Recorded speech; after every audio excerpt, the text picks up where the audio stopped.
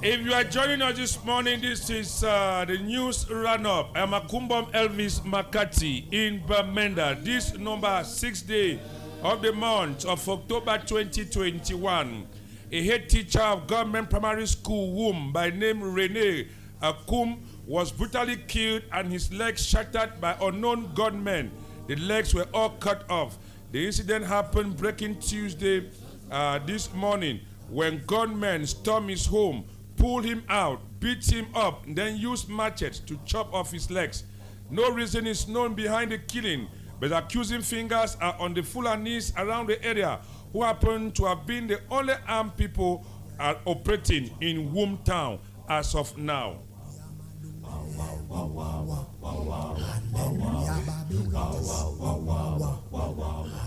A number of government forces are reported wounded in an improvised explosive device along the Oku village road. The incident that happened this weekend saw a military truck severely shattered by the explosives. Many security officials were wounded and were rushed to the Ndo police post where they are there.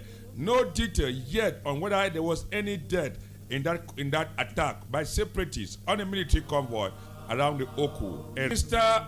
Chief Dr. John Gute has called on journalists to say it loud and loud to the boys in the bushes that enough is enough and that government has done a lot to resolve most of the problems laid down by teachers and lawyers that led to the armed conflict which we are now witnessing.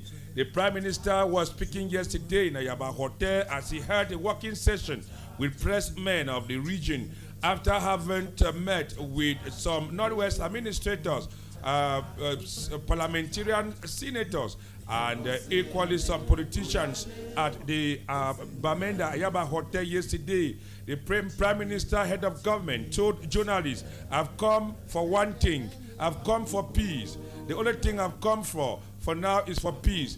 President Paul Biya have sent me to come and talk about peace. It is time for us to reclaim back our region, stop fighting each other, and for peace to come." During the visit of the Prime Minister, the Northwest Funds, represented by the President of the House of Chiefs, fortified the PM by placing him on a seat twice as a sign of empowering him with the ancestral powers to continue with his good job. The fortification was accompanied by a traditional bag handed to the PM by the funds at Matazim as he was received by the governor and House of Assembly president. In the course of the PM's speech to those who came out to welcome him at Santa, sporadic gunshot scared and sent panic. That was sporadic gunshot scared and sent waves of panic amongst the population. The PM was guided into his car alongside other state dignitaries. Many who were panic stroke found themselves towards the West region as they ran for safety. Even the governor of the West region, our Funka Augustine, who also joined his counterpart of the Northwest, Lele Afrik, to receive the PM, made a quick turn back to the West region. Equinox Television's team, Babila Jonathan, a cameraman, and Mbu Stella, regional correspondents, reviewed to MAKAI News, an online platform, that they found themselves towards the West region because of the gunshot and had to board a private vehicle and follow the PM's envoy back to Bamenda. Meanwhile, still in the PM's visit, SDF chairman Ni John Frunji accompanied the PM in the visit. The SDF chairman, maybe because of a long journey, looked fragile and was heavily guarded by security forces, or call it bodyguards. The SDF chairman, after arriving with the PM at the Aba Hotel, retired to his residence for lunch. Our sources say the Ntadekun residence of the SDF chairman is heavily militarized to secure the safety of the main opposition leader in Cameroon, who have joined the PM to come preach for peace. It is close to 2 years that the SDF chairman has not been at home in Bamenda after his last kidnap by gunmen from his home in Ntadekun. He has been shortening his stay between Yaoundé and overseas. Frunti was accompanied in the PM's entourage by the SDF Senator Muchigu and a host of others. He is expected to accompany the PM this Wednesday, 6th of October 2021 at the public gathering taking place at the Bamenda Commercial Avenue's grandstand. Still in the PM's visit, 3 officials who came in from Yaoundé with the Prime Minister entourage was by night rushed to the hospital by an ambulance after the 3 coincidentally suffered a malaise in the same hotel in Bamenda. No details of what must have caused the malaise has been known.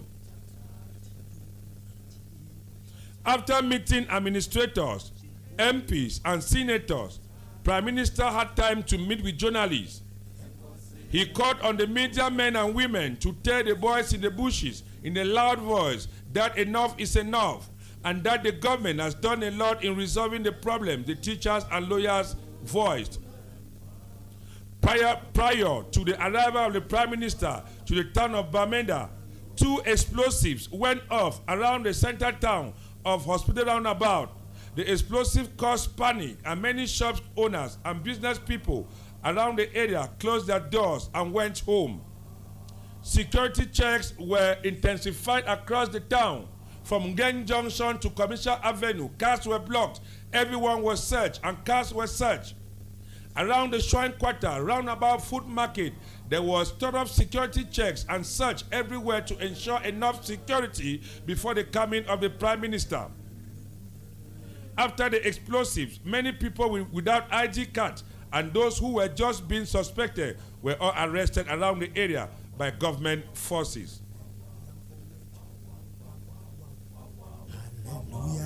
You are listening to News Run-Up coming to you from DEFCAM Radio here in Bamenda.